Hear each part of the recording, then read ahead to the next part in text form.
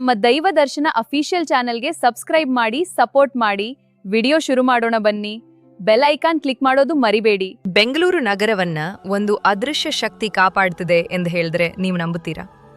ಮಧ್ಯರಾತ್ರಿಯಲ್ಲಿ ಕೆಲವರು ಕೇಳಿದ ವಿಚಿತ್ರ ಗಂಟೆಯ ಶಬ್ದ, ಅನಾಹುತಗಳು ಸಂಭವಿಸುವ ಮುನ್ನ ಕಾಣಿಸಿಕೊಂಡ ಎಚ್ಚರಿಕೆಗಳು ಮತ್ತು ಸಾವಿರಾರು ಭಕ್ತರ ಅಚಲ ನಂಬಿಕೆ.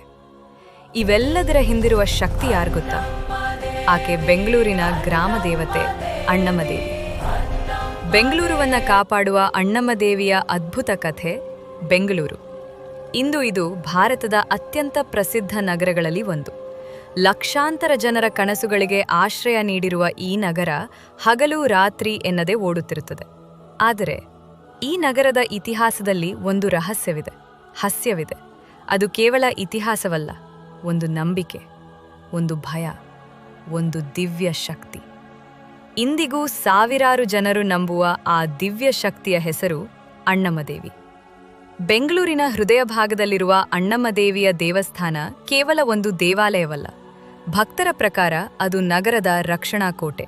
ಇಂದಿಗೂ ಅನೇಕ ಜನರು ಒಂದು ಮಾತು ಹೇಳುತ್ತಾರೆ: ಅಣ್ಣಮ್ಮದೇವಿಯ ಆಶೀರ್ವಾದ ಇರುವವರೆಗೆ ಬೆಂಗಳೂರಿಗೆ ಯಾವ ಅಪಾಯವೂ ಆಗುವುದಿಲ್ಲ. ಈ ನಂಬಿಕೆ ಹೇಗೆ ಹುಟ್ಟಿತು? ಅದಕ್ಕೆ ಕಾರಣವಾದ ಘಟನೆಗಳು ಯಾವುವು? ಬನ್ನಿ, ಒಂದು ರೋಮಾಂಚಕಾರಿ ಪ್ರಯಾಣ ಆರಂಭಿಸೋಣ.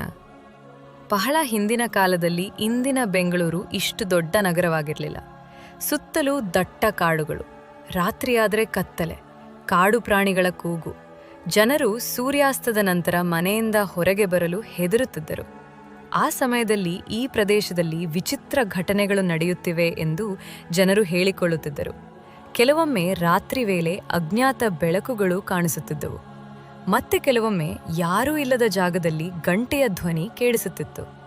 ಗ್ರಾಮಸ್ಥರು ಭಯಭೀತರಾಗಿದ್ದರು. ಒಂದು ದಿನ ಊರಿನ ಹಿರಿಯರಿಗೆ ವಿಚಿತ್ರ ಕನಸು ಬಂತು. ಕನಸಿನಲ್ಲಿ ಕೆಂಪು ವಸ್ತ್ರ ಧರಿಸಿದ ದಿವ್ಯ ಮಹಿಳೆ ರೂಪದಲ್ಲಿ ದೇವಿ ಕಾಣಿಸಿಕೊಂಡಳು. ಆಕೆಯ ಕಣ್ಣುಗಳಲ್ಲಿ ಅಗ್ನಿಯಂತೆ ಹೊಳಪು ಇತ್ತು, ಆದರೆ ಮುಖದಲ್ಲಿ ತಾಯಿಯ ಮಮತೆ ಇತ್ತು.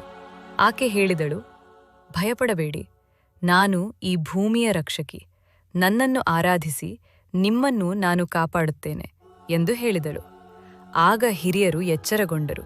ಅವರಿಗೆ ಅದು ಸಾಮಾನ್ಯ ಕನಸಿನಂತೆ ಕಾಣಲಿಲ್ಲ. ಮುಂದಿನ ದಿನ ಅವರು ಊರಿನ ಜನರ ಜೊತೆ ಮಾತನಾಡಿದರು. ಆಶ್ಚರ್ಯ! ಅದೇ ರಾತ್ರಿ ಇನ್ನೂ ಹಲವರಿಗೆ ಅದೇ ಕನಸು ಬಂದಿತ್ತು. ಎಲ್ಲರೂ ಬೆಚ್ಚಿಬಿದ್ದರು. ಇದು ಕೇವಲ ಕನಸಲ್ಲ ಅಲ್ಲ, ದೊಡ್ಡ ಅದ್ಭುತ ಎಂದು ಜನರು ನಂಬಿದರು. ಅವರು ದೇವಿಯ ಸೂಚನೆಯಂತೆ ಒಂದು ಸ್ಥಳವನ್ನು ಹುಡುಕಲು ಆರಂಭಿಸಿದರು. ಅಂತಿಮವಾಗಿ ಒಂದು ಪವಿತ್ರ ಸ್ಥಳವನ್ನು ಗುರುತಿಸಿ ಅಲ್ಲಿ ಪೂಜೆ ಆರಂಭಿಸಿದರು. ಅಲ್ಲಿಯೇ ನಂತರ ಅಣ್ಣಮ್ಮ ದೇವಿಯ ಆರಾಧನೆ ಆರಂಭವಾಯಿತು ಎಂದು ಹೇಳಲಾಗುತ್ತದೆ. ಕಾಲ ಕಳೆಯಿತು, ಜನರ ನಂಬಿಕೆ ಹೆಚ್ಚಾಯಿತು. ಅಷ್ಟರಲ್ಲಿ ಒಂದು ಭಯಾನಕ ಘಟನೆ ನಡೆಯಿತು. ಆ ವರ್ಷ ಭೀಕರ ಬರಗಾಲ ಬಂದಿತು. ಮಳೆ ಸಂಪೂರ್ಣವಾಗಿ ನಿಂತು ಹೋಯಿತು. ಬಾವಿಗಳು ಒಣಗಿದವು, ಕೆರೆಯಲ್ಲಿ ನೀರಿಲ್ಲ, ಬೆಳೆಗಳು ನಾಶವಾದವು. ಜನರು ಹಸಿವಿನಿಂದ ನರಳತೊಡಗಿದರು. ಆಗ ಗ್ರಾಮಸ್ಥರು ಅಣ್ಣಮ್ಮ ದೇವಿಯ ಮುಂದೆ ಸೇರಿ ಪ್ರಾರ್ಥಿಸಿದರು. ಹಗಲು ರಾತ್ರಿ ಪೂಜೆ ನಡೆಯಿತು. ದೇವಿಯ ಮುಂದೆ ಕಣ್ಣೀರು ಸುರಿಸಿದರು. ಅಮ್ಮ, ನಮ್ಮನ್ನು ಕಾಪಾಡು ಎಂದು ಬೇಡಿಕೊಂಡರು. 3 ದಿನಗಳ ನಂತರ ಕಪ್ಪು ಮೋಡಗಳು ಆಕಾಶವನ್ನು ಆವರಿಸಿದವು. ನಂತರ ಸುರಿದ ಮಳೆ ಊರನ್ನು ಬದುಕಿಸಿತು. ಆ ದಿನದಿಂದ ಜನರ ನಂಬಿಕೆ ಮತ್ತಷ್ಟು ಗಟ್ಟಿಯಾಯಿತು. ಆದರೆ ಅಣ್ಣಮ್ಮ ದೇವಿಯ ಕಥೆಯಲ್ಲಿ ಕೇವಲ ಕರುಣೆ ಮಾತ್ರ ಇರಲಿಲ್ಲ, ಒಂದು ಎಚ್ಚರಿಕೆಯೂ ಇತ್ತು. ಒಮ್ಮೆ ಒಬ್ಬ ಶ್ರೀಮಂತ ವ್ಯಕ್ತಿ ದೇವಿಯ ಬಗ್ಗೆ ಅಪಹಾಸ್ಯ ಮಾಡಿದನೆಂದು ಜನಪದ ಕಥೆ ಹೇಳುತ್ತದೆ. ಅವನು ಹೇಳಿದ, ಇವೆಲ್ಲ ಮೂಢನಂಬಿಕೆ, ಯಾವ ದೇವಿಯೂ ಇಲ್ಲ ಎಂದು. ಕೆಲ ದಿನಗಳ ನಂತರ ಅವನ ವ್ಯವಹಾರದಲ್ಲಿ ದೊಡ್ಡ ನಷ್ಟ ಉಂಟಾಯಿತು ಎಂದು ಹೇಳುತ್ತಾರೆ. ಅವನು ಸಂಕಷ್ಟಕ್ಕೆ ಸಿಲುಕಿದ. ಕೊನೆಗೆ ದೇವಿಯ ದೇವಸ್ಥಾನಕ್ಕೆ ಬಂದು ಕ್ಷಮೆ ಕೇಳಿದನೆಂದು ಜನರು ಹೇಳಿಕೊಳ್ಳುತ್ತಾರೆ. ಈ ಕಥೆ ಸತ್ಯವೋ ಸುಳ್ಳೋ ಯಾರಿಗೂ ಗೊತ್ತಿಲ್ಲ. ನನಗೆ ಗೊತ್ತಿರುವ ಪ್ರಕಾರ ಇದು ನಿಜ. ಆದರೆ ಇಂದಿಗೂ ಅನೇಕರು ದೇವಿಯ ಬಗ್ಗೆ ಅವಮಾನದಿಂದ ಮಾತನಾಡಲು ಹಿಂಜರಿಯುತ್ತಾರೆ. ಅದು ಭಯದಿಂದಲ್ಲ, ಗೌರವದಿಂದ, ಭಕ್ತಿಯಿಂದ. ಕಾಲ ಬದಲಾಯಿತು. ಬೆಂಗಳೂರು ಬೆಳೆಯತೊಡಗಿತು. ಹೊಸ ರಸ್ತೆಗಳು ಬಂದವು, ಹೊಸ ಕಟ್ಟಡಗಳು ನಿರ್ಮಾಣವಾದವು. ನಗರ ವಿಸ್ತಾರವಾಯಿತು. ಆದರೆ ಅಣ್ಣಮ್ಮ ದೇವಿಯ ದೇವಸ್ಥಾನ ಮಾತ್ರ ಭಕ್ತರ ವಿಶ್ವಾಸದ ಕೇಂದ್ರವಾಗಿ ಉಳಿಯಿತು. ಪ್ರತಿ ವರ್ಷ ಸಾವಿರಾರು ಜನರು ದೇವಿಯ ದರ್ಶನಕ್ಕೆ ಬರುತ್ತಾರೆ. ಕೆಲವರು ಉದ್ಯೋಗಕ್ಕಾಗಿ, ಕೆಲವರು ಆರೋಗ್ಯಕ್ಕಾಗಿ, ಕೆಲವರು ಕುಟುಂಬದ ಸುಖಕ್ಕಾಗಿ. ಅನೇಕರು ತಮ್ಮ ಮನದ ನೋವನ್ನು ದೇವಿಯ ಮುಂದೆ ಹೇಳಿಕೊಂಡು ಹೋಗುತ್ತಾರೆ.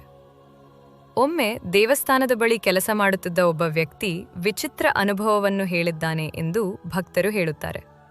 ಅವನು ಒಂದು ರಾತ್ರಿ ದೇವಸ್ಥಾನದ ಸಮೀಪ ಕಾವಲು ಕಾಯುತ್ತಿದ್ದ. ಆ ರಾತ್ರಿ ಭಾರೀ ಮಳೆ, ಸುತ್ತಲೂ ಯಾರೂ ಇರಲಿಲ್ಲ. ಮಧ್ಯರಾತ್ರಿ 12 ಗಂಟೆ. ಆಗ ದೇವಸ್ಥಾನದ ಒಳಗಿನಿಂದ ಗಂಟೆಯ ಶಬ್ದ ಕೇಳಿಸಿತು. ಅವನು ಬೆಚ್ಚಿಬಿದ್ದ. ಬಾಗಿಲುಗಳು ಮುಚ್ಚಿದ್ದವು, ಒಳಗೆ ಯಾರೂ ಇರಲಿಲ್ಲಲ್ಲ. ಆದರೆ ಗಂಟೆಯ ಧ್ವನಿ ಸ್ಪಷ್ಟವಾಗಿ ಕೇಳಿಸುತ್ತಿತ್ತು. ಅವನು ಭಯದಿಂದ ನಡುಗಿದ. ಮರುದಿನ ಈ ವಿಷಯವನ್ನು ಒಂದು ನಗರದ ನಂಬಿಕೆಯ ಕಥೆ, ಒಂದು ಜನಾಂಗದ ಭಕ್ತಿಯ ಕಥೆ ಮತ್ತು ಒಂದು ಅದೃಶ್ಯ ರಕ್ಷಣೆಯ ಕಥೆ. ನಿಜವಾಗಿಯೂ ಅಣ್ಣಮ್ಮದೇವಿ ಬೆಂಗಳೂರನ್ನು ಕಾಪಾಡುತ್ತಿದ್ದಾಳೆಯೇ ಅಥವಾ ಇದು ಶತಮಾನಗಳಿಂದ ಬಂದಿರುವ ಅಚಲ ನಂಬಿಕೆಯೇ? ನಿಮ್ಮ ಅಭಿಪ್ರಾಯವನ್ನು ಕಾಮೆಂಟ್ನಲ್ಲಿ ತಿಳಿಸಿ. ಸಬ್ಸ್ಕ್ರೈಬ್ ಮಾಡಿ. ಅಣ್ಣಮ್ಮದೇವಿಯ ಜಯಕಾರವನ್ನು ಕಾಮೆಂಟ್ನಲ್ಲಿ ಬರೆಯೋದನ್ನು ಮರೆಯಬೇಡಿ.